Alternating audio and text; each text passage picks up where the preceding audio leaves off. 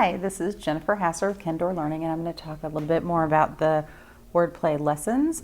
So we start off, pretty easy with Venn diagrams and the Wordnator, and we're going to work into, more difficult concepts. And so a word matrix is basically where lots of possibilities of words are broken down into a grid so that the students can learn the prefix and what it means. So we have dis, which means apart or away, inter, which means between, core, which means together, and e, which means out.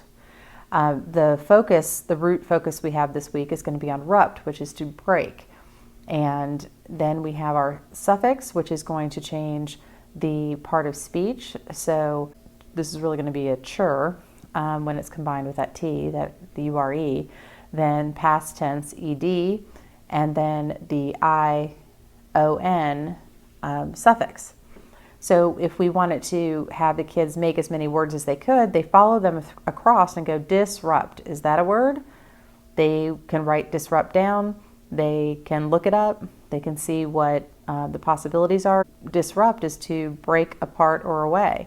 If you have disrupted, then you broke apart or away from something in the past. We also have rupture. We have interruption, right? Interrupted. So if you interrupt somebody, you break in between them. A lot of times kids just know the word interrupt on its own, but they don't really realize that inter means between.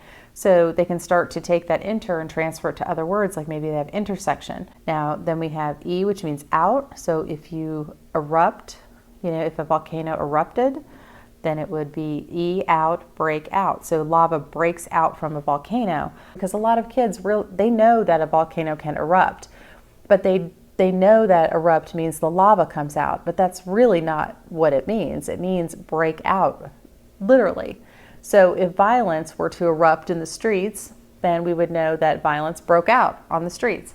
And so that they start to take this, instead of saying, when they think of erupt as being only lava, we don't want them to think that, what happened in the streets was lava coming out of the sidewalk.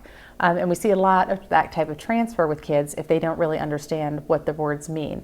So a matrix is designed to teach them the prefix, the root, and the suffix, and the part of speech, as well as the definition, and be able to manipulate those and come up with their own list of words. They have an answer sheet which has the possible number of combinations, because they can make something up here, and we don't really want that to happen.